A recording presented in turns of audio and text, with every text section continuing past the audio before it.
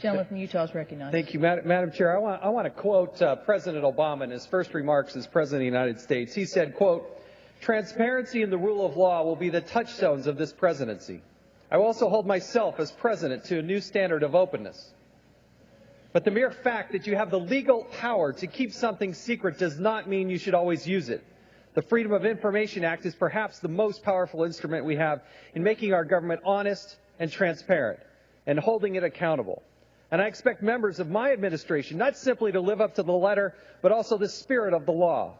The government should not keep information confidential merely because public officials might be embarrassed by disclosure, because errors and failures might be revealed, or because of speculative or abstract fears." End quote. This country should be embarrassed by what's happening in Fast and Furious. My challenge to members on both sides of the aisle is to stand up and have the integrity to say that we have a dead U.S. agent. We have a Department of Justice that lied to Congress. Where are the guts in this body to stand up and say, we're not going to put up with that? We're going to demand that these documents be provided to the Congress.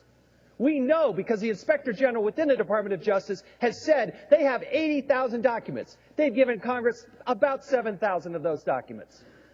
This is the test of principle. This is the test of integrity. And when you can't stand up and take on your own party, that's a lack of guts. This Congress has got to stand up for itself and demand that these documents be released.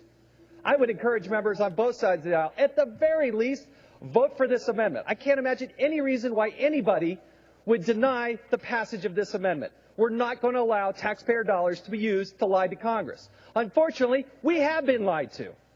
That's the reason why we have to do this amendment. It's embarrassing that you have to even get to this point. But, Madam Chair, Brian Terry's family expects it. The integrity of this body demands it. And we cannot rest until we get to the bottom of that, regardless whether it's Republican or Democrat. You can make the case that part of this started with President Bush. We don't know what's in these documents. But the separation of powers, it's imperative that we get to the bottom of this and that we hold people accountable. Not just the lowest level of people down at the ATF. They've been dismissed. They've been harassed. Thank goodness for those whistleblowers who have stood up and do the right thing. But the senior level, the senior people of the Department of Justice, they have not been held accountable. President Obama said in these remarks that he would. March 25th, he went on Univision and promised that they would. It has not happened. And if we get stonewalling on the other side of the aisle without your support, we will do a disservice to this country, we will do a disservice to this body, and we will not get to the truth. And I promise you, when that becomes a Republican president, I will stand with you and demand the openness and transparency that this body deserves. I've done it. I've challenged my own party.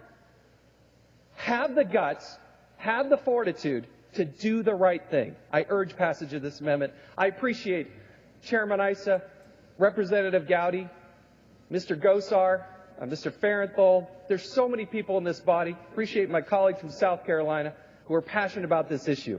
I encourage all members to vote in favor of this amendment. I yield back my time.